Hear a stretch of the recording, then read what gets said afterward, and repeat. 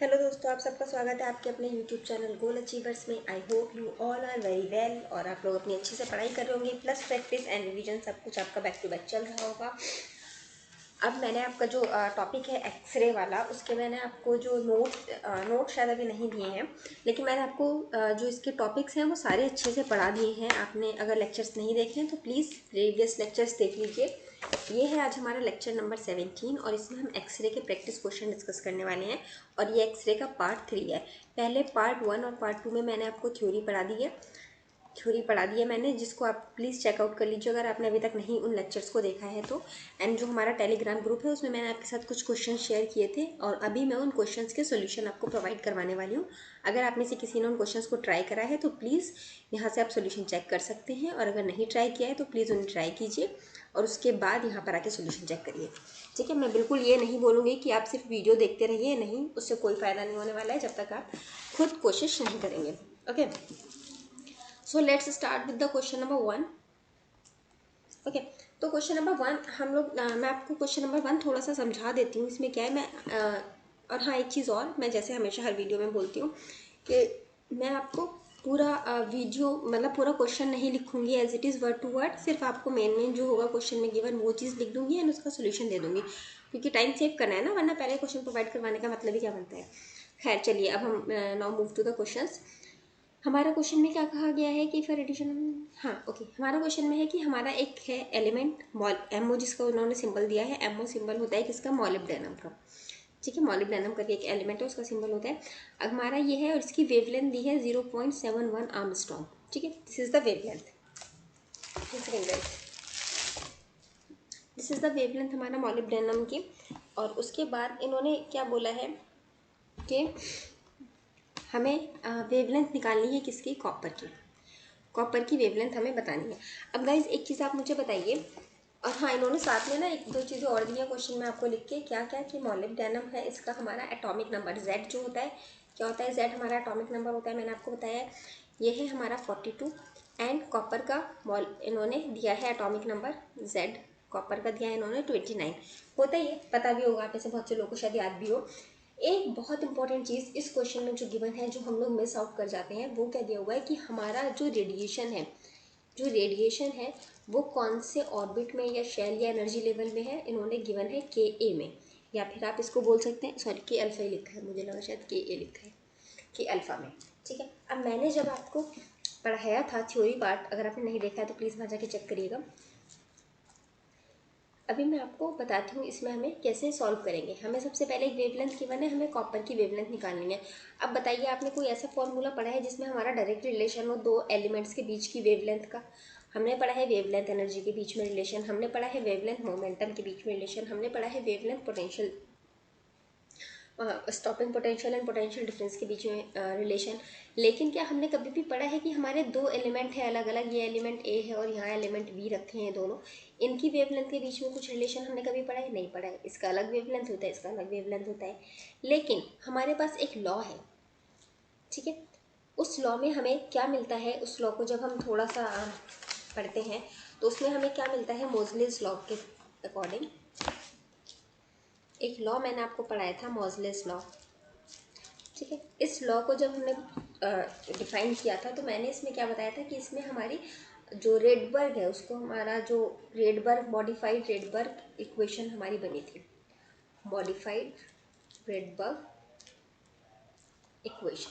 ठीक है, क्या आई थी वो हमारी, हमें पता है हमारा क्या होता है, frequency equals to R Z effective का स्क्वायर 1/n1 का स्क्वायर माइनस 1/n2 का स्क्वायर। ये इक्वेशन हमारी बनकर आई थी, आप में से बहुत से लोगों को याद होगी, वाली इक्वेशन हमारी बन के आई थी। अब इसमें हमारा जो z इफेक्टिव था, z इफेक्टिव था क्या था, ये मैंने आपको बताया था atomic number minus screening constant, ये होता था। स्क्रीनिंग कांस्टेंट क्या होता था, ये हमारे हर एनर्जी लेवल के लिए and according to whatever given in the question, ये हमारा वेरी करता था। एक मैंने आपको बताया था कि के अल्फा अगर आपका गिवन है, जो फर्स्ट एनर्जी लेवल आपका गिवन है, मतलब के शेल गिवन है, उसका जो फर्स्ट एनर्जी लेवल है, इसका हमेशा 1 होता है। और जनरली आपके क्वेश्चन इसी पे ही बेस्ड होते हैं। और के अल्फा की वैल्यू 1 है, ये आपको क्वेश्चन में गिवन नहीं होता है। तो हम यहाँ से क्या समझ सकते हैं कि हमारा जो फ्रीक्वेंसी है, अगर हम के अल्फ़ा की बात करें तो हमारी जो फ्रीक्वेंसी है वो हमारी ये आ जाएगी, frequency equals to R Z minus one bracket में 1/n1 का स्क्वायर माइनस 1/n2 का स्क्वायर, ये चीज़ आ जाएगी। थोड़ा सा इधर का पोर्शन में इरेज कर देती हूँ समझाने के लिए, और 4 शेड क्वेश्चन भी इरेज हो। चलिए खैर देखते हैं। देखिए हमारा ठीक है, ये वाला इक्वेशन आ गया हमारा। अब इसको आप देखेंगे, अगर हम बात करते हैं मॉलिब्डेनम की, मॉलिब्डेनम की फ्रीक्वेंसी की बात करते हैं, हमारा क्वेश्चन है क्या गिवन है, गिवन है क्वेश्चन में वेवलेंथ। ओके सॉरी गाइस, अगर आपका यहाँ फ्रीक्वेंसी है ना तो यहाँ पर सी भी आएगा, ठीक है, क्योंकि सी भी आएगा, क्योंकि अगर हमारा जब वेवलेंथ होता है तब हमारी ये इक्वेशन बनती है। 1/λ में हमारा ये वाला आता है are Z minus one 1/n1 का स्क्वायर माइनस 1/n2 का स्क्वायर। 1/λ यहाँ रहता है। अगर इसकी जगह आपको फ्रीक्वेंसी लिखना है तो लैम्डा की जगह हम सी बाई फ्रीक्वेंसी लिख देते हैं, तो हमारा फ्रीक्वेंसी ऊपर चला जाता है और ये सी इस तरफ आ जाता है। वो मैं सी राइट करना भूल गई थी। खैर, अब अगर आप मॉलिब्डेनम की बात करते हैं, एम यहाँ पर लिखते हैं, तो हम क्या देखेंगे, रेट बाय कांस्टेंट हमारा जो है वो कांस्टेंट ही रहेगा। चाहे आप कॉपर की बात करें, कॉपर वाला भी लिख देती हूँ, are Z minus one 1/n1 का स्क्वायर माइनस 1/n2 का स्क्वायर। ये हमारा है atomic number of molybdenum and this is the atomic number of copper. अब आप देखेंगे हमारा रेट बाय कांस्टेंट दोनों में कॉमन है, हटा सकते हैं हम दोनों को। ये वाला पोर्शन दोनों में कॉमन रहेगा क्योंकि सेम एनर्जी लेवल्स पे बात हो रही है, के अल्फा में बात हो रही है, तो ये भी हटा सकते हैं हम। इसको हटाने के बाद हमारा क्या बच गया, हमारे पास अब क्या रह जाएगा, इनको इतना हिस्सा सॉल्व करने के बाद हमारे पास आएगा 1/ मॉलिब्डेनम का wavelength equals to Z minus one, ये वाली चीज़ आ जाएगी हमारे पास। एंड यस, ये हमारा स्क्वायर में होता है ना, क्योंकि क्या होता है हमारा जेड इफेक्टिव स्क्वायर था ना, तो अगर हमने इसको इस तरह से लिखा तो ये हमारा स्क्वायर तो एज इट इज आ जाएगा ना, स्क्वायर, ठीक है। मॉलिब्डेनम का ये आ जाएगा। एंड कॉपर का हमारा वेवलेंथ हम इस तरह से लिख सकते हैं, कॉपर माइनस वन का स्क्वायर। अब इसको हम एक, अगर हमें क्या निकालना है, हमें एक की हमें वेवलेंथ पता है, दोनों का हमें वो पता है, यहाँ पर एटॉमिक नंबर दोनों का पता है, हमें वाला कॉपर का निकालना है, तो हम क्या करते हैं, हम इनको रेशियो में लिख देते हैं। रेशियो में लिखने से क्या होता है, हमें ये पता चल जाता है कौन किसके रेशियो में कितना एडजस्ट है, और फिर वैल्यूज पुट करने के बाद हमारा पूरा सॉल्व हो जाता है। तो चलिए मैं करके देख लेती हूँ, आपको दिखा देती हूँ। 1/, हमने लिखा मॉलिब्डेनम अपॉन में 1/, wavelength of copper equals to Z molybdenum का माइनस वन का स्क्वायर अपॉन में जेड कॉपर माइनस वन का स्क्वायर। अब देखेंगे आप लोग, ये वाला चीज़ हमारा डिनोमिनेटर में आ जाएगा, और यहाँ डिनोमिनेटर के इसमें ये चीज़ हमारी डिनोमिनेटर में थी तो ये न्यूमरेटर में चला जाएगा। तो हम इसको ये लिख सकते हैं, कॉपर अपॉन में molybdenum equals to atomic number of molybdenum minus one का whole square, atomic number of copper minus one का होल स्क्वायर, ये वाली चीज़ लिख सकते हैं। अब देखिए हमारा ये एक तरह से इस तरह से बन जाएगा, हमारा वेवलेंथ ऑफ कॉपर हमारा कितने के इक्वल हो जाएगा, wavelength of molybdenum minus atomic number of MO minus one का होल स्क्वायर अपॉन में atomic number of the copper minus one का होल स्क्वायर। अब हम इसको ऐसे लिख सकते हैं। अब देखिए, अब हम यहाँ क्या करेंगे, इसके बाद मैं इधर का ये वाला पोर्शन मैं इरेज कर दूँ guys.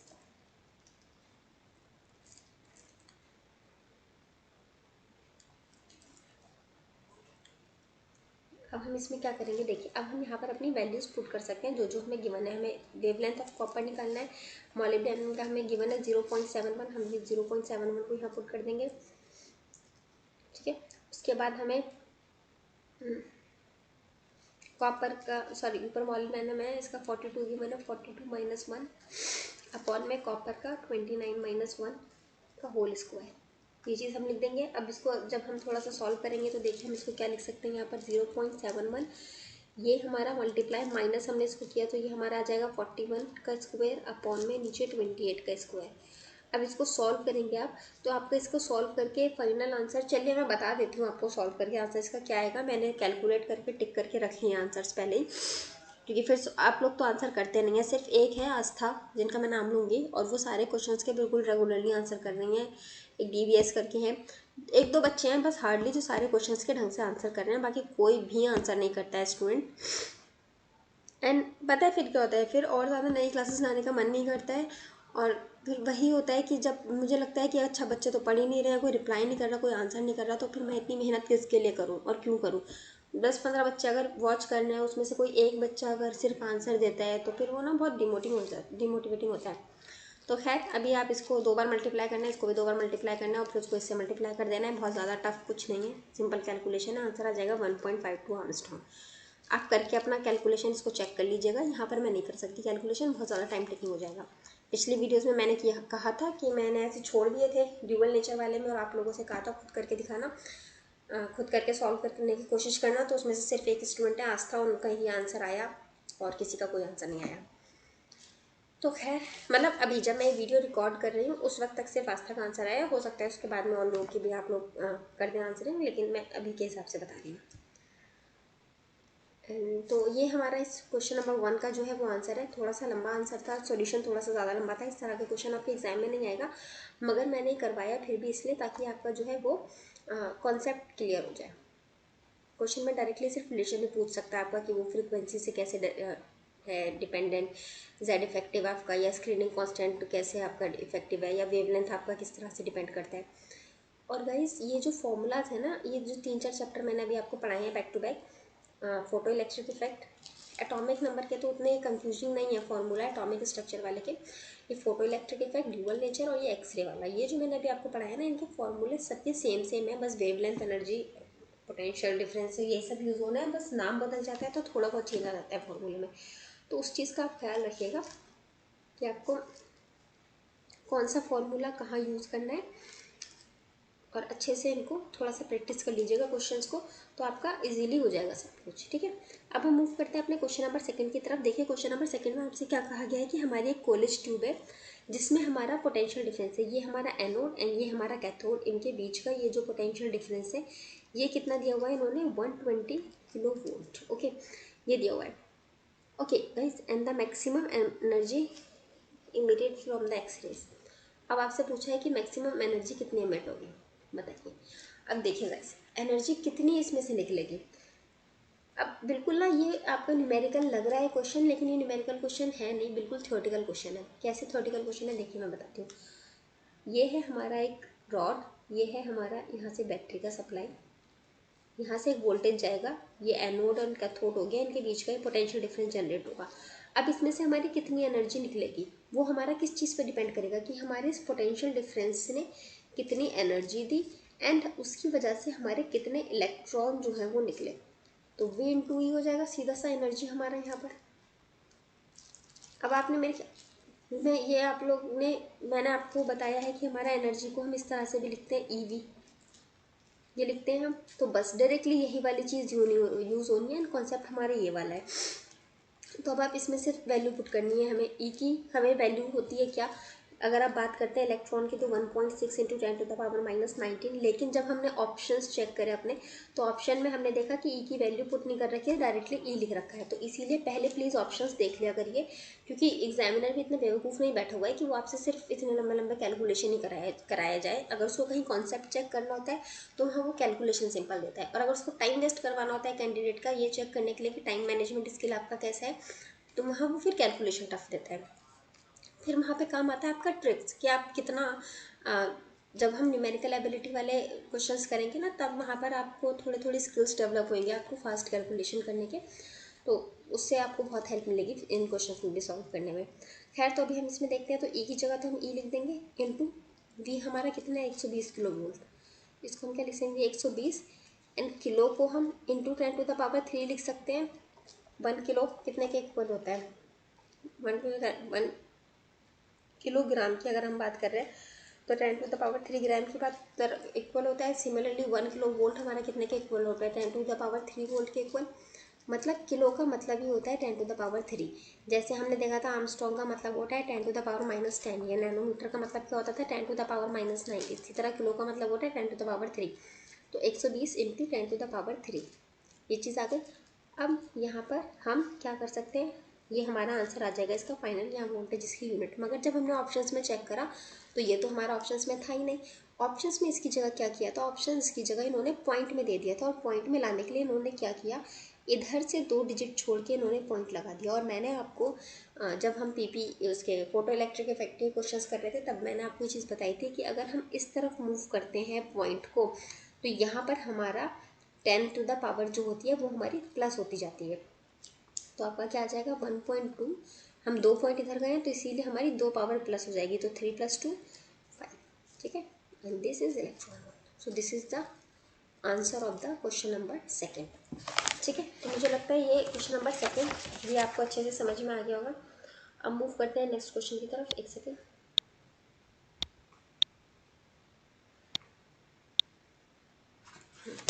Now moving toward the question number 3।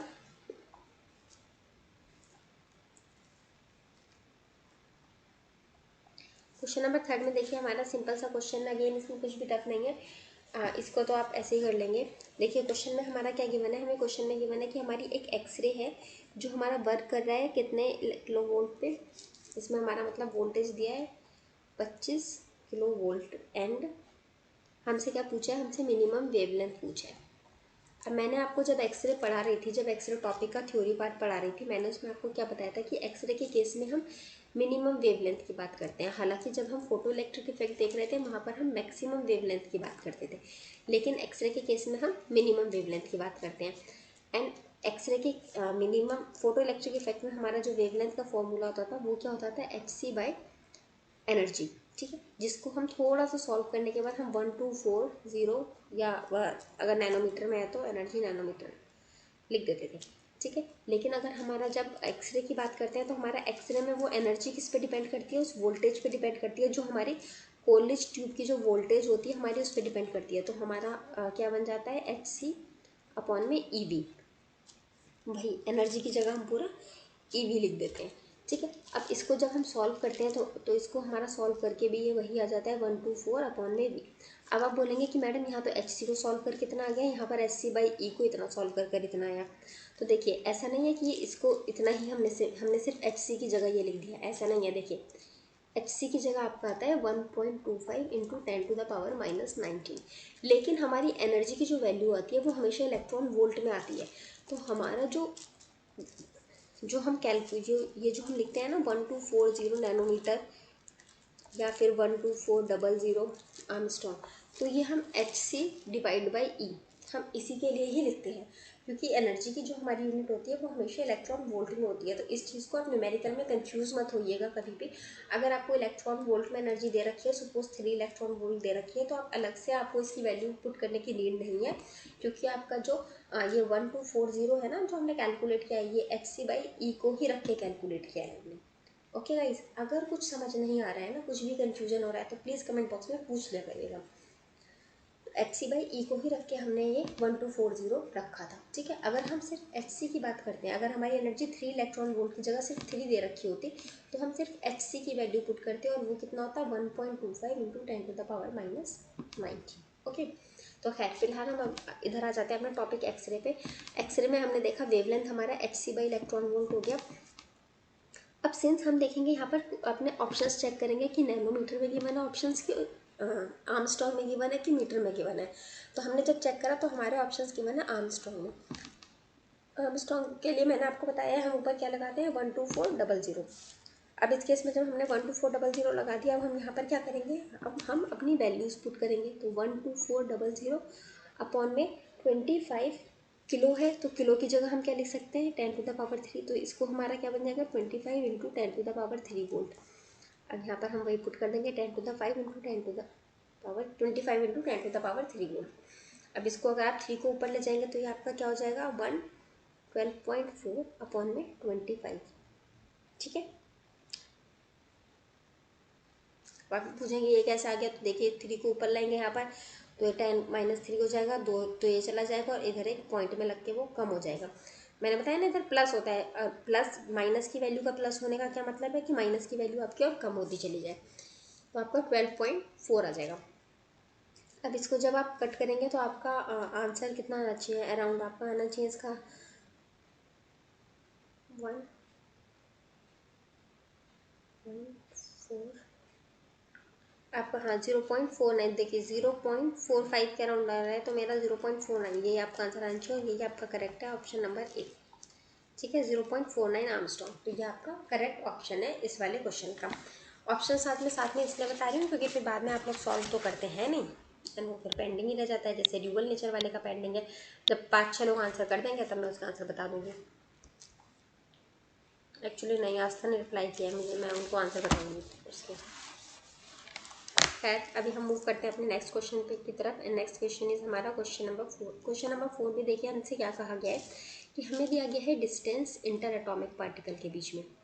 ठीक है, अब इंटर एटॉमिक वर्ड सुनते ही आपके दिमाग में कुछ आया? मैंने आपको ऐसे एक फिगर बनाया था, इसीलिए मैंने ग्रीन पेन भी लिया है, उसमें भी ग्रीन पेन लेके समझाया था। ये डी था डिस्टेंस, यहाँ हमारा एंगल थीटा बन रहा था, फिर हमने इसके हेल्प से लिखा था डी साइन थीटा हुआ था हमारा, ये वाली जो साइड थी ये ए डी थी शायद, ए डी।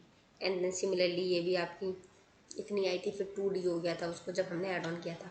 अब क्वेश्चन में क्या कहा गया है, क्वेश्चन में हमें डी दिया गया है और डी कितना दिया है हमें, मतलब ये डिस्टेंस, एक लेटिस यहाँ पर है, एक लेटिस यहाँ है, इन दोनों के बीच का जो डिस्टेंस है वो हमें कितना दिया गया है, 10 आर्मस्ट्रॉन्ग।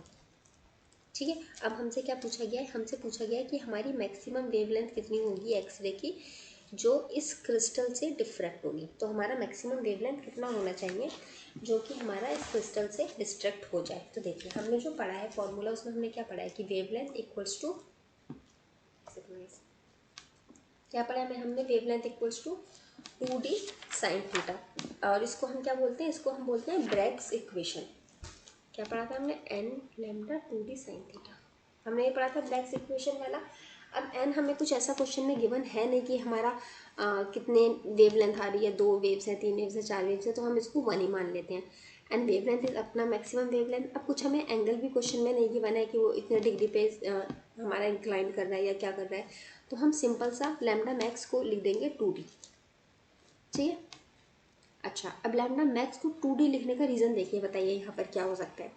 देखिए मैंने आपको क्या बताया कि हमारा मैक्सिमम वेवलेंथ चाहिए हमें। मैक्सिमम वेवलेंथ हमारा कब वो सबसे ज़्यादा हमारा अंदर तक पेनिट्रेट करेगा, अगर वो 90 डिग्री के एंगल पर आता है। तो सपोज अगर ये 90 डिग्री के एंगल पर आ जाएगा तो साइन 90 हो जाएगा, तो ये आपका 1 आ जाएगा।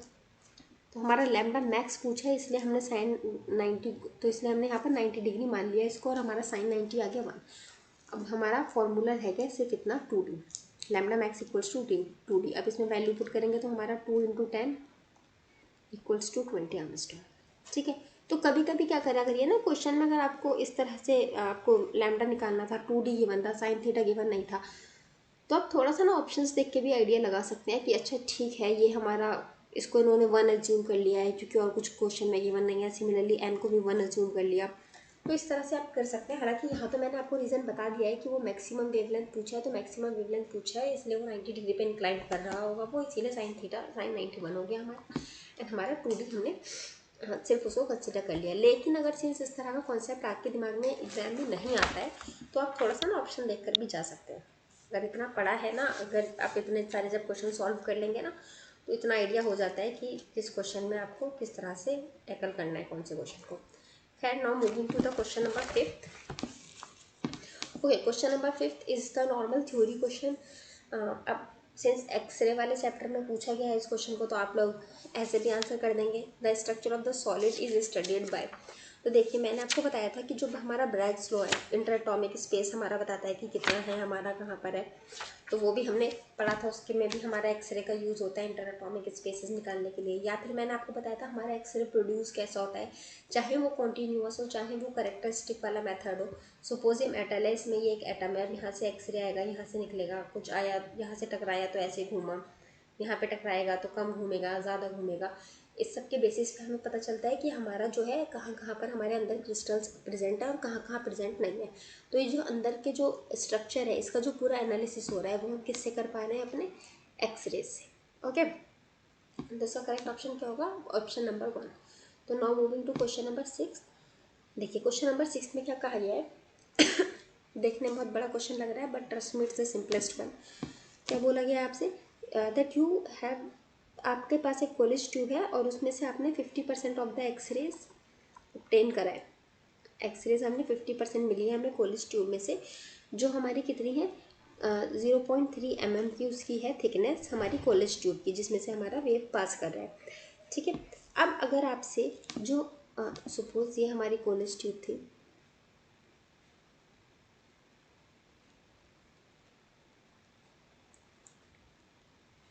आपके एक तरफ से जाएगा तरफ से ऑपरेट करोगे।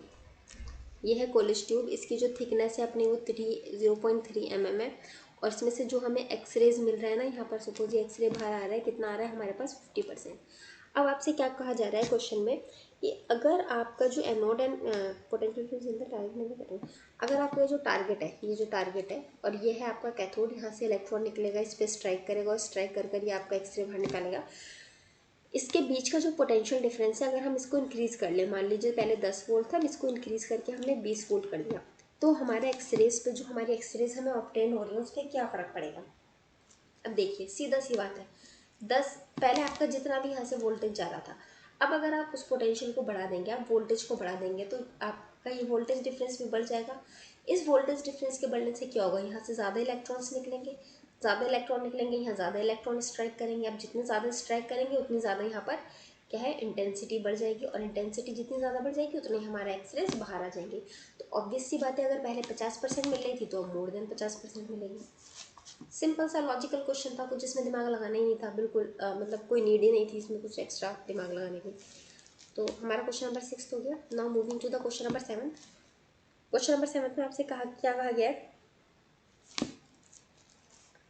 कि हमारा एक मटेरियल है, सपोज कोई भी हमारा XYZ मटेरियल है, इस मटेरियल पे हमारे 50 किलो इलेक्ट्रॉन वोल्ट हमारे इलेक्ट्रॉन्स जो हैं वो इस पर टारगेट कर रहे हैं, इंसिडेंट हो रहे हैं इलेक्ट्रॉन्स, इतने 50 किलो इलेक्ट्रॉन वोल्ट हमारे इंसिडेंट कर रहे हैं। तो हमारी जो के अल्फ़ा मतलब जो फर्स्ट शेल है उसकी जो हमारी वेवलेंथ हमें मिली है एक्सरे की, वहाँ से जो हमें वेवलेंथ ऑब्टेंड हुई फर्स्ट शेल से टकराने के बाद, वो हमें कितने की मिली है 0.5 आर्मस्ट्रॉन्ग की। अब अगर आपका जो है accelerating potential is increase to 10 kilo volt, then the wavelength of the K alpha line from the target will be. अच्छा देखिए, अब इसमें आपसे क्या कहा गया है, आपसे कहा गया है ये कॉलेज ट्यूब है, एक सेकेंड गाइस है, कुछ भी हमारा दिया जा रहा है, कितना दिया जा रहा है वो हमें अभी नहीं गिवन है, बस एक चीज़ बताई गई है हमें कि हमारे यहाँ से कितने 50 किलो इलेक्ट्रॉन वोल्ट हमारे जो है इतने इलेक्ट्रॉन्स यहाँ से जा रहे हैं और इस पर स्ट्राइक कर रहे हैं। अब हमारा क्या कहा गया है कि हमने इसको इंक्रीज़ कर देते हैं हम एक्सीलरेटिंग पोटेंशियल को। ठीक है, पहले कितनी थी हमें ये नहीं बताई गई है, तो हमसे पूछा गया है कि अगर हम इसको इंक्रीज़ कर देते हैं तो हमारी इस वेवलेंथ पे क्या फ़र्क पड़ने वाला है। तो देखिए गाइस, अब डोंट गेट कंफ्यूज कि हमने ये पोटेंशियल को इंक्रीज़ कर दिया कि जो हमारा कैथोड और इस टारगेटिंग के बीच में ये potential difference and this accelerating potential, ये दोनों अलग चीज़ें हैं। मैंने क्या बताया कि हमने इसको सपोज इंक्रीज़ कर दिया 10 से 20, यहाँ से हमारा वोल्टेज इंक्रीज़ हुआ और उसकी वजह से हमारा पोटेंशियल डिफरेंस चेंज हुआ, पोटेंशियल डिफरेंस चेंज होने की वजह से हमारे ज़्यादा इलेक्ट्रॉन इसमें से निकले। लेकिन यहाँ पर क्या है इस क्वेश्चन में कितने इलेक्ट्रॉन निकल रहे हैं ये चीज़ आपकी फिक्स कर दी है। ठीक है, जैसे मैंने आपको वाला एग्जांपल जो बताया था, मैंने आपको बियर लैम्बर्ट लॉ वाला, बियर लैम्बर्ट वाला, उसमें क्या था हमारा एक मोनोक्रोमेटिक सोर्स था जिससे हमारा कितनी वेवलेंथ का सोर्स निकलना है वो हमारा फिक्स कर दिया गया था। उसके बाद फिर आप यहाँ पर कुछ भी मर्जी इंटेंसिटी वगैरह उसकी चेंज करते रहिए, उससे फिर उस वेवलेंथ पे फ़र्क नहीं पड़ रहा था। तो सेम चीज़ है, नंबर ऑफ इलेक्ट्रॉन कितने निकलने हैं वो फिक्स कर दिया गया है, तो हमारा जो वेवलेंथ है वो भी फिक्स रहेगा 0.5 आर्मस्ट्रॉन्ग। सिर्फ इसके चेंज होने से हमारा कुछ नहीं होगा, क्योंकि हमारे नंबर ऑफ इलेक्ट्रॉन्स कितने निकलने हैं ये चीज़ फिक्स है।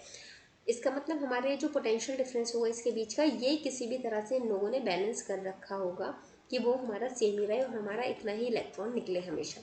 सपोज यहाँ से हमने बढ़ाई वोल्टेज और यहाँ बीच में कुछ और डिवाइस लगा के थोड़ा वोल्टेज इधर डेविएट कर दिया, तो अगर वोल्टेज आपने थोड़ा इधर डेविएट कर दिया तो यहाँ तो कम ही वोल्टेज पहुँचा ना।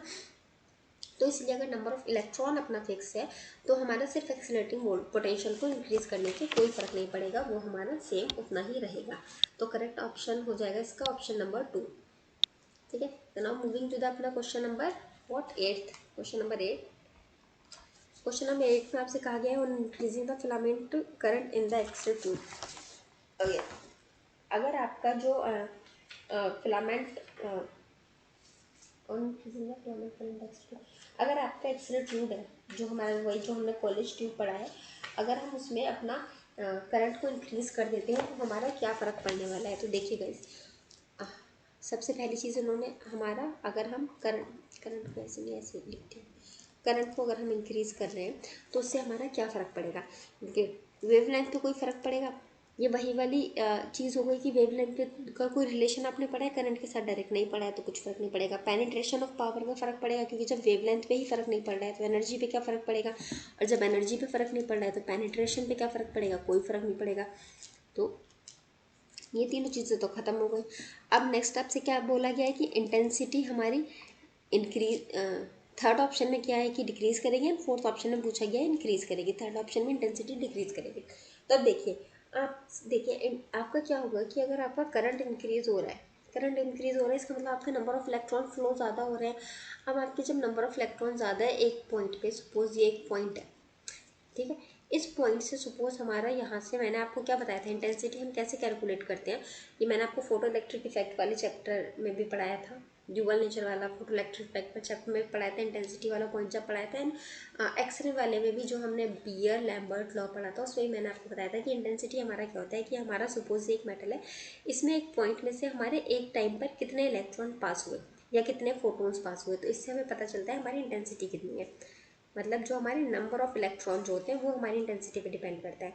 तो अब अगर हमारा करंट इंक्रीज़ हो रहा है तो करंट इंक्रीज़ होने का क्या मतलब है कि हमारा जो इलेक्ट्रॉन का फ्लो है वो इंक्रीज़ हो रहा है, क्योंकि इलेक्ट्रॉन का फ्लो जितना ज़्यादा होगा हमारा करंट उतना ज़्यादा होगा।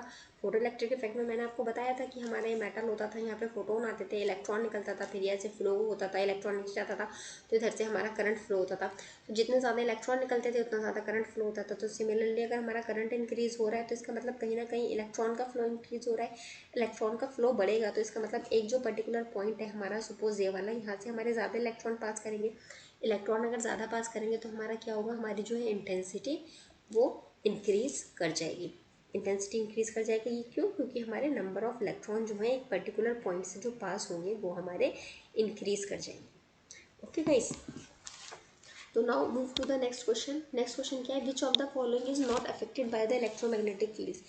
अब देखिए मैंने जो मैं आपको वो पढ़ाई थी क्वेश्चन नंबर 9 के लिए, जो आपको मैंने प्रॉपर्टीज़ ऑफ एक्सरेज पढ़ाई थी, उसमें मैंने आपको बताया था कि जो हमारा एक्सरेज होती हैं ये हमारी ना तो इलेक्ट्रिक फील्ड से इनके ऊपर कोई इफेक्ट पड़ता है, ना ही हमारा मैग्नेटिक फील्ड से कोई इफेक्ट पड़ता है। क्यों, क्योंकि ये हमारी ऑलरेडी इलेक्ट्रोमैग्नेटिक वेव होता है, जो एक्सरे होता है वो हमारा इलेक्ट्रोमैग्नेटिक वेव होता है, तो इससे हमारा इसलिए इसका ना इलेक्ट्रिक फील्ड से फ़र्क पड़ता है ना मैग्नेटिक फील्ड से फ़र्क पड़ता है। ये वाला जो क्वेश्चन है ना गाइस कि एक्सरेज के ऊपर किससे फ़र्क पड़ता है, electric field, magnetic field, electromagnetic field या नन, ये सेम क्वेश्चन आपका एटीसी का 2016 के पेपर में पूछा गया है। ठीक है, मैं अभी जब मॉडर्न फिजिक्स कंप्लीट हो जाएगी उसके बाद में सारे आपको जो है क्वेश्चंस कर दूँगी मॉडर्न फिजिक्स के जो प्रीवियस ईयर में आ चुके हैं सारे साल के मिला के, तब आप देखेंगे इस चीज़ को ऑब्जर्व करेंगे कि ज़्यादातर क्वेश्चंस आपको जो है मैं इन लेक्चर्स में कंप्लीट करवा चुकी हूँ। स्पेशली जो हम ये जो क्वेश्चंस वाली क्लास लेते हैं ना, इसमें तो मैं बहुत हेल्पफुल है ये वाली क्लासेस। ठीक, अब now move to the question number 10th question में हमें क्या बोला गया है कि मिनिमम वेवलेंथ हमारी एक्सरे की दी गई है कितनी, 2 आर्मस्ट्रॉन्ग मिनिमम वेवलेंथ, और आपसे पूछा गया है कि हमारा अगेन भाई पोटेंशियल डिफरेंस कितना होगा। तो मैंने आपको क्या बताया है, हमारा पोटेंशियल डिफरेंस वेवलेंथ निकालने का हमारा फॉर्मूला क्या होता है, 12400 अपॉन में मिनिमम का अपॉन में वी। क्यों, अब हम हमारा मिनिमम हम यूज़ कर रहे हैं, क्यों, क्योंकि हमारा यहाँ पर हम बात कर रहे हैं एक्सरेज की। अगर यही सेम चीज़ आपसे ड्यूअल नेचर या फिर फोटो इलेक्ट्रिक में पूछा होता तो ड्यूअल नेचर में पूछा होता है फोटो इलेक्ट्रिक में, तो यहाँ पर वर्ड दिया हुआ होता है मैक्सिमम। ठीक है, लेकिन सिंस एक्सरे में हमारा क्या होता है मिनिमम वेवलेंथ, तो मिनिमम वेवलेंथ है तो 12400 अपॉन में वी। ये चीज़ कैसे आई हमारी, hc/e से, इसको हमने 12400 लिख दिया ऊपर।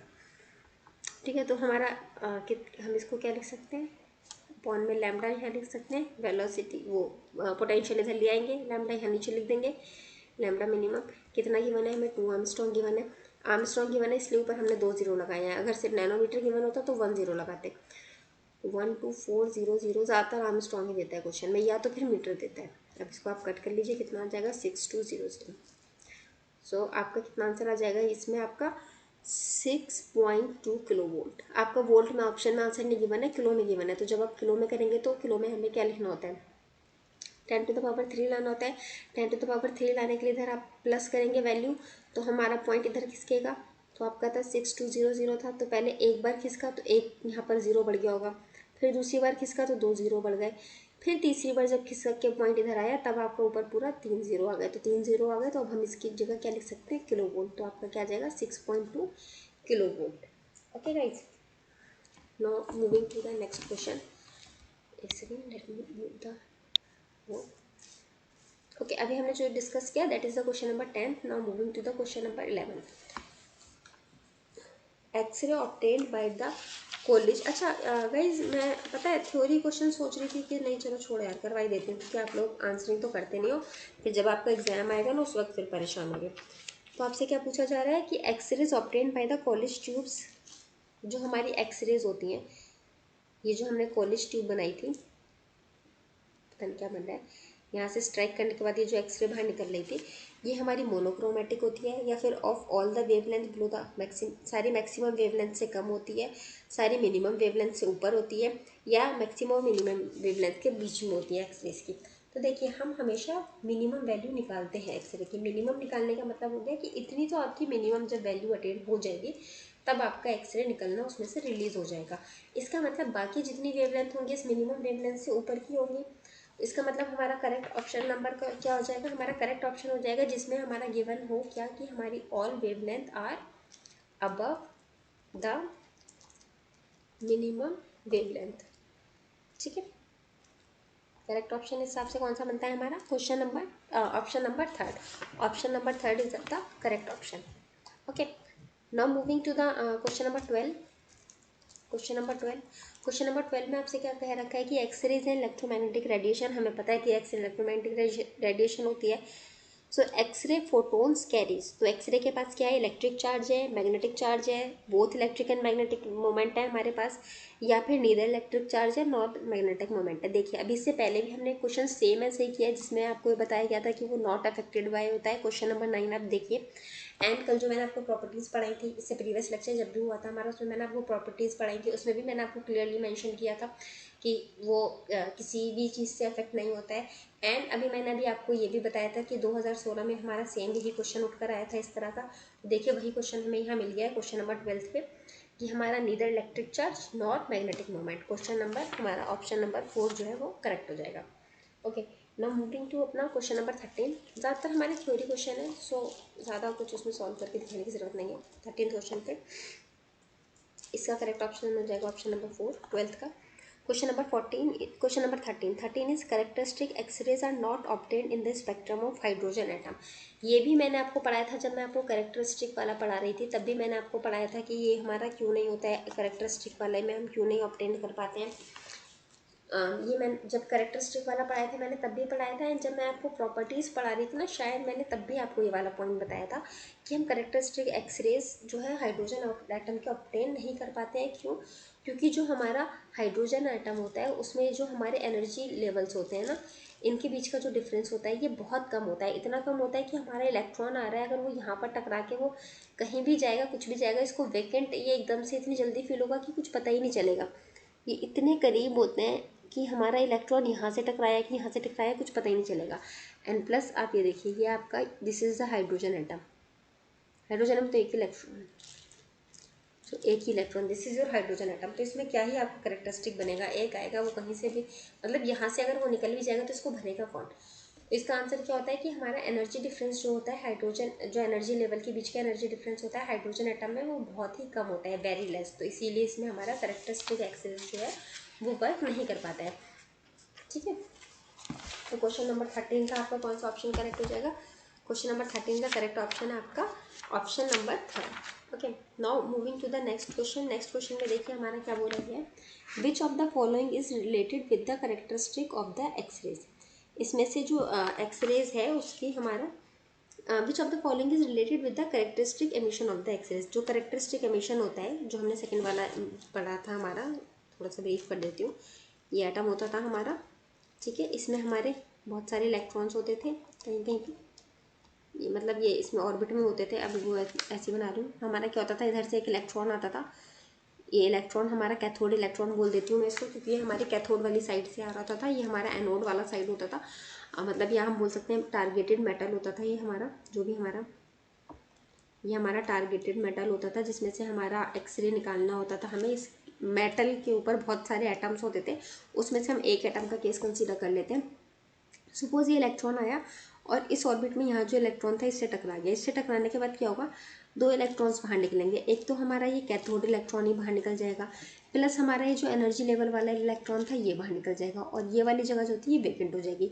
अब इस वेकेंट जगह को भरने के लिए हमारा इस ऑर्बिट में से जो इलेक्ट्रॉन थे वो भी यहाँ पर जंप करेंगे। सपोज यहाँ कोई इलेक्ट्रॉन था वो भी जंप करेगा। अगर इसके अंदर कोई एक और ऑर्बिट होता तो इसका इलेक्ट्रॉन भी जंप करके इस वेकेंट जगह को फिल करने की कोशिश करता।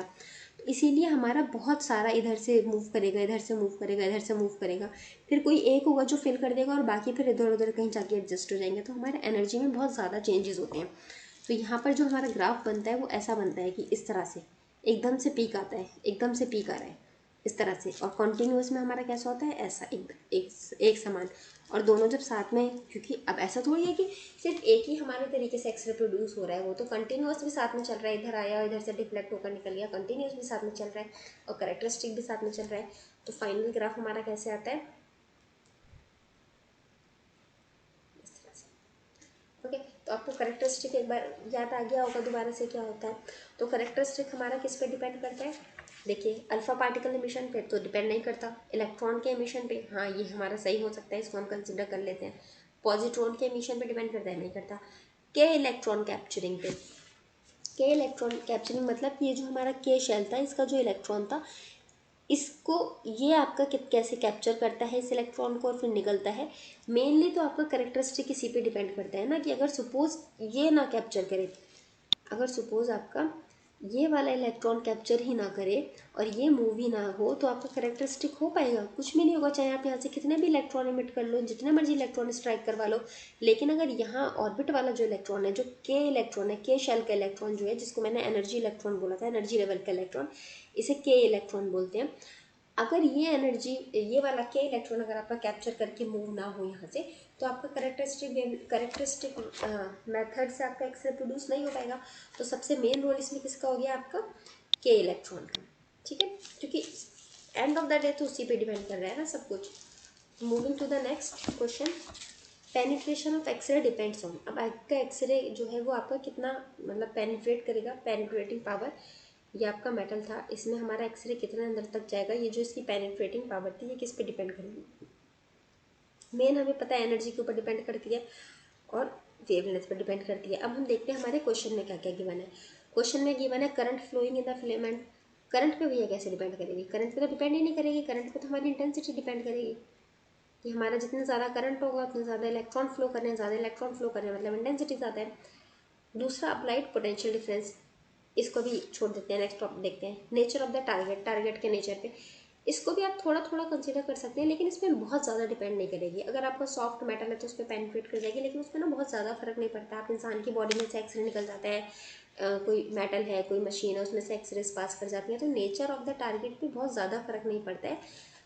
मोर एंड लेस आपके इस अर्थ पे जो है जितने भी आपके मेटल एलिमेंट, इंसान, जानवर जो भी है, उसमें से एक्सरे आपका ना पेनिट्रेट कर ही जाता है। ठीक है, लेकिन अब आपका जो थर्ड ऑप्शन, जो बेहतर ऑप्शन है आपका आपका ऑप्शन नंबर सेकंड अगर हम देखते हैं कि applied potential difference.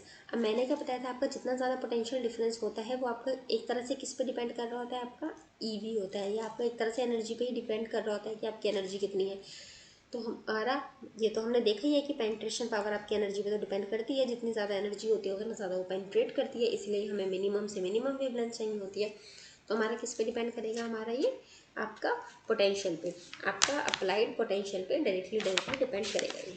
Okay, now moving to the question number, ये था 15, now move to the question number 16। Okay, potential हो गया, एनर्जी हो गया, उसी पे तो डिपेंड कर रहा है ना डायरेक्टली। अब आपने, मैंने भी जितना भी आपको थ्योरी पढ़ाया 2 दिन के लेक्चर में, कहीं भी मैंने नेचर ऑफ टारगेट या इस सब चीज़ों की बात करी नहीं, हमेशा एनर्जी, पोटेंशियल, वेवलेंथ इन्हीं की बात करी है, तो उनमें से कुछ ऑप्शन में से आंसर होना था। ओके, करंट के साथ आप कंफ्यूज हो सकते थे, लेकिन करंट मैंने आपको बता दिया, करंट से सिर्फ इस चीज़ पे फर्क पड़ता है कि आपके इलेक्ट्रॉन कितने फ्लो कर रहे हैं, कितने ज़्यादा आपके इलेक्ट्रॉन एक जगह से फ्लो कर रहे हैं आपके। Okay, now moving to the next question, which of the following have the velocity equal to the light. आपको बताना है कि इसमें से कौन सी ऐसी चीज़ है जिसकी वेलोसिटी आपकी लाइट की वेलोसिटी के इक्वल है। तो देखिए, कैथोड रेस की होती है क्या, नहीं होती है। एनोड रेस की होती है क्या, नहीं होती है। पॉजिटिव रेस की भी नहीं होती। एक्स रेस की होती है। और ये पॉइंट शायद मैंने आपको जो वो पढ़ाया था, ये नेचर प्रॉपर्टीज़ जो मैंने पढ़ी थी, शायद इसमें मैंने आपको ये वाला पॉइंट लिखवाया होगा। अगर नहीं लिखवाया है तो प्लीज़ वहाँ पर इस पॉइंट को ऐड ऑन कर लीजिएगा कि जो हमारी एक्स रेज होती हैं, x raise travel with the, अगर मैंने आपको प्रीवियस लेक्चर्स में पॉइंट नहीं पढ़ाया है तो प्लीज़ इसको नोट डाउन कर लीजिएगा, ये आ सकता है, इंपॉर्टेंट पॉइंट है। ठीक है, देखिए एक्सरे पे ना न्यूमेरिकल पूछना तो इस लाइक बहुत ज़्यादा टफ चला जाता है एक्सरे का न्यूमेरिकल। इस पे बन सकता है थ्योरी क्वेश्चन। थ्योरी क्वेश्चन में आपका मेनली जो डिपेंड या तो फॉर्मूला के ऊपर पूछ लेगा कि ये किस पे क्या डिपेंड करता है, या फिर आपका इसकी जो प्रॉपर्टीज़ है उन पर पूछ लेगा। प्रॉपर्टी में सबसे मेन प्रॉपर्टी रहती है इसका इलेक्ट्रोमैग्नेटिक बिहेवियर जो है, उसकी वजह से किसी पे डिपेंड नहीं करता है। अब ये क्वेश्चन ऑलरेडी 2016 में पूछा जा सकता है, तो हो सकता है अब वो इस प्रॉपर्टी को पूछ ले कि आपका वेलोसिटी ऑफ लाइट के इक्वल क्या होता है एक्सरे है, कैथोड रे, जैसे जिस तरह का क्वेश्चन नंबर 16 है। या फिर एक क्वेश्चन और भी बना सकता है वो कि वो हाइड्रोजन स्पेक्ट्रम में शो क्यों नहीं करता है आपका एक्सरे जो होता है वो हाइड्रोजन स्पेक्ट्रम, मतलब हाइड्रोजन एटम्स में आपका एक्सरे से क्यों नहीं कुछ वो होता है, क्योंकि हमारा उसमें एनर्जी लेवल्स बहुत लेस होते हैं। ठीक है, now moving to the question number 17, the energy of the characteristic X-ray photon obtain from the Coolidge tube comes from. आपका जो एक्सरे फोटोन है उसमें से जो आपकी एनर्जी निकलती है, जो कॉलेज ट्यूब में से जो आपका एक्सरे निकल कर आता है, करेक्ट, जो देखिए आप ऐसे समझिए, ये है आपका कॉलेज ट्यूब, ये आपका इलेक्ट्रॉन यहाँ से गया मेटल पे टारगेट किया और यहाँ से आपका एक्सरेज निकला। ठीक है, अब इसको बनने के निकलने के दो तरीके होते हैं, हमने पढ़े हैं, एक है कॉन्टीन्यूअस मेथड और एक है कैरेक्टरिस्टिक मेथड। अब सपोज अगर ये कैरेक्टरिस्टिक मेथड से हमारा एक्सरे फॉर्म हुआ है तो इसकी जो एनर्जी होगी वो हमारी कहाँ से आ रही होगी, तो हमारा क्या है option, kinetic energy of incident photon, ये जो ऑफ इंसिडेंट इलेक्ट्रॉन, सॉरी ये जो इलेक्ट्रॉन इंसिडेंट किया इसकी काइनेटिक एनर्जी पे, या फिर kinetic energy of the free electrons of the targeted material, ये जो हमारा टारगेट मटेरियल था जिसके ऊपर ये इलेक्ट्रॉन आके इंसिडेंट हुए थे, इसके पास जो फ्री इलेक्ट्रॉन थे उनकी एनर्जी, काइनेटिक एनर्जी की वजह से, या फिर इस काइनेटिक एनर्जी पे जो हमारे आयंस थे, नॉट इलेक्ट्रॉन्स, आयंस क्या होता है कि हमारे कोई भी हमारे चार्ज पार्टिकल होता है ना, उसको हम बोलते हैं आयंस, चार्ज पार्टिकल को। ठीक है, अगर वो निगेटिवली चार्ज है तो उसको हम बोल रहे हैं इलेक्ट्रॉन, पॉजिटिवली चार्ज है तो उसको हम क्या बोलते हैं, प्रोटॉन। तो इसने सिर्फ आयन बोल दिया, उसमें ये दोनों चीज़ें आ गई हमारी। फोर्थ क्या है हमारा, electron transition in the targeted material. Yes, अब देखिए वही वाला पॉइंट आ गया ना आपका के शेल वाला, के इलेक्ट्रॉन वाला, जो अभी हमने क्वेश्चन नंबर 14 में देखा था अपन लोगों ने। क्या पॉइंट है कि हमारा ये इलेक्ट्रॉन यहाँ से आ रहा है, इस पर स्ट्राइक करा, स्ट्राइक कर कर ये मूव कर गया, पहला इस पर डिपेंड करेगा। ठीक है, कि ये हमारा कैप्चर करना चाहिए एंड देन मूव होना चाहिए, पहली चीज़ जो डिपेंडेंसी की है। दूसरा, जो यहाँ पर ये वैकेंसी हो गई, इस वैकेंसी को जो है वो हमारा ट्रांजिशन इलेक्ट्रॉन ने जैसे फिल किया है, तो जब इसने फिल किया तो जो एनर्जी रिलीज होगी वो हमारी एक्सरे की फॉर्म में रिलीज होगी। तो दूसरा वो डिपेंड करता है इस ट्रांजिशन के ऊपर कि वो हमारा किस एनर्जी के साथ फिल करता है। वही मैंने बताया था ना कि हमारा वो इसीलिए पीक बनता है कहीं कहीं पर, क्योंकि वो फिर डिपेंड करता है कि आपके इस वाले ने फिल किया है, या आपका थर्ड ऑर्बिट था, एनर्जी ऑर्बिट, यहाँ से कोई इलेक्ट्रॉन जंप करके यहाँ पर आ गया, इसने फिल कर दिया पहले, जिसने भी वो फिल किया होगा उस ट्रांजिशन की जो एनर्जी गैप की वजह से जो ट्रांजिशन एनर्जी होगी उसके ऊपर आपका डिपेंड करेगी एक्सरे की एनर्जी। ओके, तो करेक्ट ऑप्शन क्या हो जाएगा आपका, option number 4। Now move to next question, question number 18। देखते हैं टाइम क्या हो रहा है, उसके हिसाब से हम करेंगे question. Question number 18 is absorption of the X-ray is maximum in which of the following sheet. आपका अब ये बहुत एक थियोरेटिकल क्वेश्चन है, ये आपको पता है तो पता है, नहीं पता है तो नहीं पता है। इसका ऑप्शन मैं आपको चेक करके बता दूंगी, मुझे भी याद नहीं है, आई एम रियली सॉरी, मुझे भी याद नहीं है कि कौन सबसे ज़्यादा एब्जॉर्ब करता है, शायद गोल्ड होना चाहिए या लेड होना चाहिए। लेड हो सकता है, वो थोड़ा सा रहता है एब्जॉर्प्शन ना, लेड का अच्छा होता है एब्जॉर्प्शन, लेड हो सकता है इसका आंसर।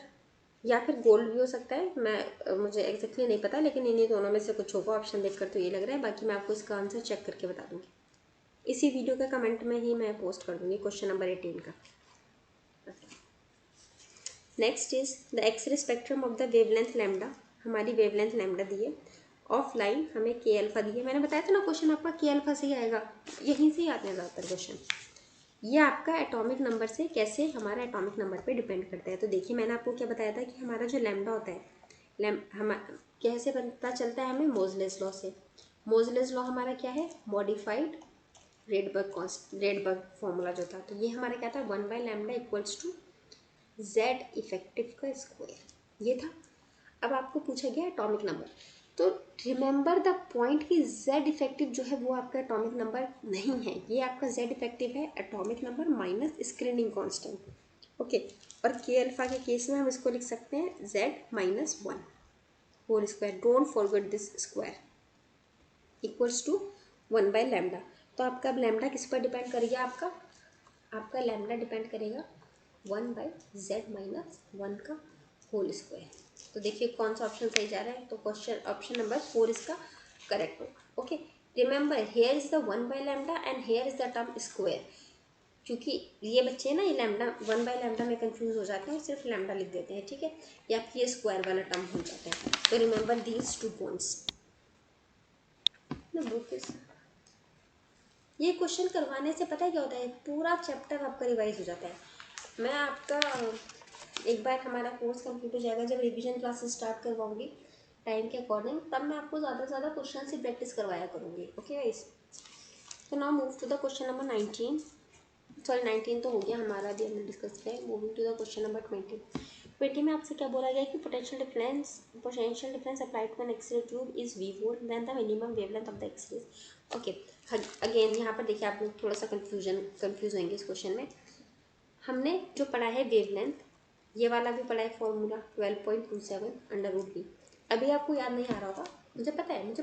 हम क्या है ना कि हम लोग आज पढ़ते हैं, कल भूल जाते हैं, फितरत है हमारी। अगर हम पढ़ के याद रख लें तो अब तक तो बन गए होते यार, किस वजह से बन गए होते कुछ, लेकिन नहीं, हमारी फितरत है, आज पढ़ेंगे कल भूल जाएंगे। अब आप लोग सोच रहे होंगे ये तो हमने कब पढ़ लिया, कहाँ पढ़ लिया। तो फोटो इलेक्ट्रिक इफेक्ट में मैंने आपको बताया था कि अगर हमारी पोटेंशियल की बात होती है, स्टॉपिंग पोटेंशियल वाला जो बताया था, स्टॉपिंग पोटेंशियल की जो बताया था इक्वेशन, उसमें अगर आपका इलेक्ट्रॉन का केस डिस्कस होता है तो आपका वेवलेंथ होता है 12.27/√v। ये बताया था मैंने आपको, अगर आप लोग को याद हो तो। अगर नहीं याद है तो चेक करिए जाके नोट्स। ये हमारा जो था ऑप्शन में, ये वाला ऑप्शन भी अब हमें क्वेश्चन में दे रखा है, लेकिन ये हमारा किस केस में होता है, फोटो इलेक्ट्रिक इफेक्ट के स्टॉपिंग पोटेंशियल के केस में। यहाँ पर हमारी बात चल रही है एक्सरे के पोटेंशियल की बात। एक्सरे का पोटेंशियल हमारा किस तरह वर्क करता है, जैसे फोटो इलेक्ट्रिक इफेक्ट में हमारा एनर्जी वर्क करता है। तो यहाँ पर हमारा जो वेवलेंथ आ जाएगा वो कितना आ जाएगा हमारा, और क्वेश्चन में गिवन है इन आर्मस्ट्रॉन्ग। तो आर्मस्ट्रॉन्ग में सबसे पहले 12400 अपॉन में v। तो हमारा क्या ऑप्शन होगा, option number 2 is the correct option. Okay, now moving to the question number 21। Question number 21 में क्या है, the minimum wavelength of X-ray produce by the electron accelerated by the potential difference of the v volts. Okay, again very simple question, देखते हैं आप टिक कर सकते हैं। आपको क्या पूछा गया है, इसमें हमारा मिनिमम वेवलेंथ पूछा गया है कि अगर वो हमारी v वोल्ट से हमारा ट्रैवल कर रहा है, तो क्या बताया मैंने आपको, hc/इलेक्ट्रॉन वोल्ट। इतने हिस्से को सॉल्व करके हम लिख देते हैं 12400/v। ओके, तो करेक्ट ऑप्शन आपका क्या बन जाएगा यहाँ पे, आपका option number 3 is the correct option. Okay, अब हमारा नेक्स्ट क्या है, क्वेश्चन नंबर 22। क्वेश्चन नंबर 22 क्या है, in electromagnetic wave spectrum X ray regions lies between. Okay, जो हमारा इलेक्ट्रोमैग्नेटिक वेव का स्पेक्ट्रम होता है ना, इलेक्ट्रोमैग्नेटिक वेव का स्पेक्ट्रम याद है, मैंने आपको जब वो ड्यूअल नेचर पढ़ाया था तो उसमें मैंने आपको पहले इलेक्ट्रोमैग्नेटिक वेव स्पेक्ट्रम बताया था ना, इलेक्ट्रोमैग्नेटिक वेव स्पेक्ट्रम। और जब हमने एक्सरे टॉपिक भी स्टार्ट किया था तब भी मैंने आपको बताया था कि हमारा एक्सरे का रेंज कहाँ से कहाँ तक लाई करता है, और किस में मैंने आपको नहीं स्पेक्ट्रम वाला जो मैंने पढ़ाया वो एक्सरे में पढ़ाया है ना। हाँ, एक्सरे का जो आपको फर्स्ट डे का जो फर्स्ट लेक्चर हुआ था उसमें पढ़ाया था मैंने आपको। तो वहाँ से अगर आप उस चार्ट को देख के कंपेयर करेंगे तो देखिए आप लोग उसमें चार्ट में क्लियरली देख पाएंगे कि हमारा शॉर्ट वेव्स, विजिबल वेव्स हमारा जो गामा रेज है एंड जो हमारा अल्ट्रा वायलेट रेज है, इनके बीच में हमारा जो है एक्सरे लाई करता है। ओके, मैं इसके बीच में लाई करता है। मैंने आपको या तो ड्यूअल नेचर में पढ़ाया था या तो इलेक्ट्रोमैग्नेटिक वेव के स्टार्टिंग में पढ़ाया था। बहुत सिमिलर सा है ना, तो इसीलिए कंफ्यूज जाती हूँ मैं भी। एक्सरे की रेंज बाकी मैंने आपको बताई थी हमारी कितनी होती है, 0.1 आर्मस्ट्रॉन्ग से लेकर हमारी 100 आर्मस्ट्रॉन्ग तक चलती है। ठीक है, इसको आप उसके बेसिस पर अपना लगा सकते हैं। Gamma rays and ultraviolet rays के बीच में ये लाई करता है। इस इलेक्ट्रोमैग्नेटिक स्पेक्ट्रम को ना ज़रूर से याद कर जाना, ज़रूर चेक कर जाना, एक बार इसकी रेंज याद कर जाना, इंपॉर्टेंट है। इस तरह के क्वेश्चन आ सकते हैं, इसमें से आते हैं या कह सकते हैं आते ही हैं। Now move to the question number 23। Question number 23 क्या बोल रहा है आपका, if V is the accelerating voltage then the maximum frequency of the continuous X ray is given by. देखिए अब आपसे क्या बोला गया है, यहाँ पर आपसे बोला जा रहा है कि आपका जो है V है, जो आपका एक्सीलरेटिंग वोल्टेज है या पोटेंशियल डिफरेंस है, आप कुछ भी इसको कंसिडर कर लीजिए।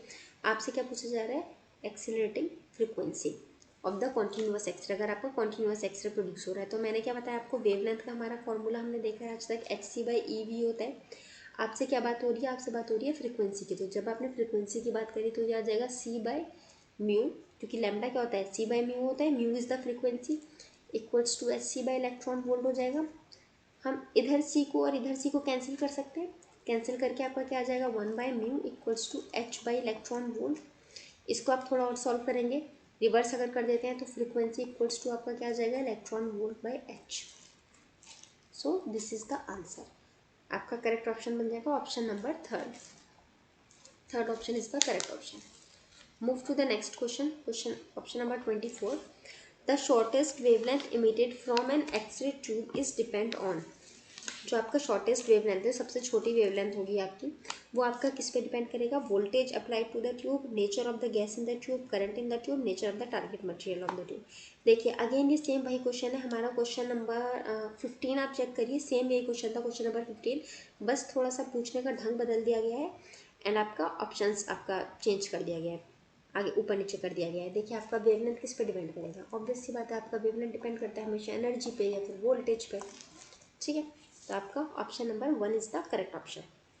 Correct option is option number 1। Now moving to the next question, question number 25। Question number 20, देखिए मैं ना बहुत फास्ट पढ़ा रही हूँ, इसीलिए अगर कुछ नहीं समझ में आ रहा है, कुछ दिक्कत हो रही है, कोई भी प्रॉब्लम है ना, तो आप प्लीज़ मुझे कमेंट बॉक्स में लिख दीजिएगा कि मैम फास्ट हो रहा है या जल्दी पढ़ा रहे हो, स्लो पढ़ाओ, वट एवर जो भी आपको डाउट हो या कुछ समझ में आए तो वो भी पूछ लीजिएगा। जल्दी जल्दी बोलने का और पढ़ाने का रीज़न ये है, हालांकि मैं थ्योरी में जल्दी जल्दी नहीं पढ़ाती हूँ, वो मैं आराम से ही पढ़ाती हूँ, क्वेश्चंस थोड़ा फास्ट इसलिए करवा रही हूँ, वो भी इस चैप्टर के, क्योंकि थ्योरी क्वेश्चंस हैं एंड 60-65 क्वेश्चन मैंने आपको शायद होमवर्क में दिए हैं, देखते हैं कितना हो पाता है आज के लेक्चर में, उतना ही करेंगे। In an x ray tube the intensity of the immediate X ray beam is increased by. आपसे क्या बोला गया है कि हमारा एक एक्सरे ट्यूब है, उसमें हमारी intensity of the immediate X ray, जो हमारा एक्सरे है, एक्सरे इसमें से जो निकल रही है उसकी जो हमारी इंटेंसिटी है वो हमारी इंक्रीज़ करेगी, इंक्रीज़ करती है, तो वो हमारा किस चीज़ पे डिपेंड करता है, increasing the filament current, decreasing the filament current, increasing the target potential, decreasing the target potential. देखिए मैंने आपको क्या बताया था कि जब हमारी बात हो रही है इंटेंसिटी की, तो इंटेंसिटी मतलब क्या हो गया, हमारे कितने नंबर ऑफ इलेक्ट्रॉन फ्लो कर रहे हैं, and number of electron flow कर रहे हैं हमारा किस पे डिपेंड कर रहा है, हमारा करंट पे डिपेंड कर रहा है। हालांकि करंट हमारा नंबर ऑफ इलेक्ट्रॉन के फ्लो पे डिपेंड करता है, मगर अगर हम रिलेट करें इनको तो ये तीनों आपस में इस तरह से रिलेट हो रहे हैं, तो हमारा इंटेंसिटी किस पे डिपेंड करेगा, हमारे फिलामेंट के करंट पे। अब आपसे क्वेश्चन में क्या कहा गया है, क्वेश्चन में कहा गया है आपसे कि जो हमारी इमीडिएट एक्सरे है, इमीडिएट एक्सरे जो है ये हमारा इंक्रीज़ हो रही है, इसकी जो बीम है वो इंक्रीज़ हो रही है, तो अगर ये इंक्रीज़ हो रही है तो इसका मतलब हमारी इंटेंसिटी भी इंक्रीज़ होनी चाहिए, डायरेक्टली प्रोपोर्शनल होगा ना दोनों एक दूसरे के, तो हमारा क्या आ जाएगा, इसका करेक्ट ऑप्शन आ जाएगा ऑप्शन नंबर 1। या फिर अगर आपको ये थ्योरी नहीं समझ में आ रही है तो जो मैंने आपको बीयर लैम्बर्ट लॉ पढ़ाया था लास्ट में, intensity equals to intensity naught e की पावर माइनस अल्फा, एंड यहाँ पे कुछ और कॉन्स्टेंट टर्म भी था, एक्स टी था शायद, तो आप इससे भी अगर आप रिलेट करने की कोशिश करेंगे तो भी आप रिलेट कर लेंगे कि जो हमारी ये जो इलेक्ट्रॉन इमिटेड हो रहा है ये हमारा डायरेक्टली प्रोपोर्शनल आ जाता है इंटेंसिटी। ओके, नाउ हमारे let me check the time, ठीक है, हमारा करीब 1 घंटे का लेक्चर गाइस हो चुका है। एंड इसके बाद हमारा है क्वेश्चन नंबर 26 गाइस। अगर आपको कुछ भी डाउट है, कुछ भी समझ नहीं आ रहा है, कुछ भी पूछना है तो प्लीज़ आप कमेंट बॉक्स में ज़रूर पूछ लीजिएगा। और अगर आपको कुछ समझ में आ रहा है इस लेक्चर में तो प्लीज़ आप लोग देखते हैं तो एटलीस्ट लाइक कर दिया करिए, लेक्चर को प्लीज़ लाइक कर दीजिए एंड इस लेक्चर को शेयर कीजिए सबके साथ जिसको भी आप जानते हैं। और अगर अभी तक आपने मेरा चैनल सब्सक्राइब नहीं किया है तो प्लीज़ मेरे चैनल को सब्सक्राइब कर लीजिए और जिस भी लोग को आप जानते हैं सबसे मेरा चैनल प्लीज़ सब्सक्राइब करवा दीजिए। तो आज का लेक्चर गाइस मैं यहीं एंड करती हूँ, क्योंकि अगर आज ही मैं सारे क्वेश्चन करवाने बैठ गई तो आपका 2.5-3 घंटे का लेक्चर हो जाएगा, बहुत लेंथी हो जाएगा। बाकी आप खुद करने की प्रैक्टिस करिएगा एंड फिर हम देखते हैं अपना नेक्स्ट क्लास में या तो इन क्वेश्चंस को कवर करवा लेंगे या फिर हमारा जो नेक्स्ट चैप्टर है उसे स्टार्ट करवा लेंगे। देख लेते हैं जैसा भी बनेगा। बाकी आप लोग क्या चाहते हैं प्लीज़ मुझे कमेंट बॉक्स में बताइए कि हम आप लोग इसके जो बचे हुए क्वेश्चन हैं उन्हें करवा दूँ या नेक्स्ट चैप्टर स्टार्ट करवा दूँ। जो भी आप लोग का सजेशन होगा ऑब्वियसली उसको ध्यान में ज़रूर रखा जाएगा। तो this is the end of the video guys. और अगर आपको कुछ भी डाउट है तो प्लीज़ मुझसे कमेंट बॉक्स में या फिर जो हमारा टेलीग्राम चैनल है उस पर आप लोग प्लीज़ पूछ लीजिए। और please subscribe my channel, share the video and like the video. Thank you guys, thank you so much.